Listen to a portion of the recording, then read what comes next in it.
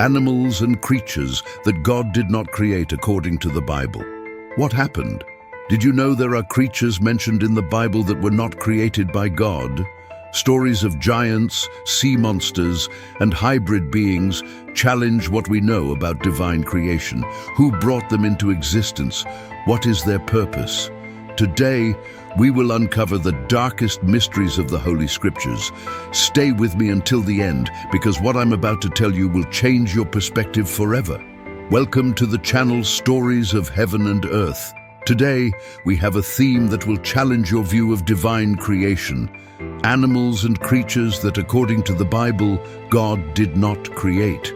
Have you ever imagined giants, sea monsters, and hybrid beings included in the scriptures that are not part of God's work? Who brought these creatures into the world, and why? Let's explore this subject, forever transforming how you see sacred stories. Before we continue, subscribe to the channel and activate the notification bell so you won't miss any more revealing content like this. Leave your like now, because what comes next will amaze you. The challenge to God's creation. In Genesis, God created the heavens, the earth, and all living beings. But there are stories of beings that emerged as a challenge to divine creation. These beings, born out of rebellion, are not God's work, but the result of forces that tried to corrupt his perfect creation. Have you heard of the Nephilim, the giants mentioned in Genesis 6:4? These beings came into existence when the sons of God, fallen angels, united with the daughters of men, generating creatures that should never have existed. Leviathan and Behemoth, monsters of chaos. Besides the Nephilim, the Bible mentions creatures so powerful that they remain subjects of debate today. The Leviathan, described in Job 41, is a monstrous sea creature. Some scholars believe it represents chaos, a force opposed to God's order.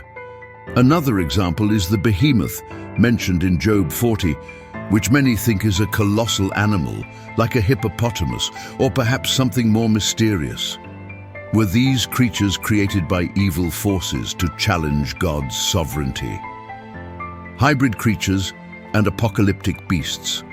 In Revelation, we find descriptions of terrifying creatures, such as the beast with 7 heads and 10 horns, Revelation 13. These figures not only symbolize evil kingdoms, but also represent forces that do not originate from God. Additionally, there are mentions of hybrid creatures like locusts with human faces and scorpion bodies, Revelation 9:7-10. These beings are the result of spiritual corruption, an attempt to distort divine creation. But here's the burning question. Could these creatures still be among us? Are they merely symbolic or are they physical? Let's find out. The lesson behind the creatures. Why do these creatures appear in the Bible?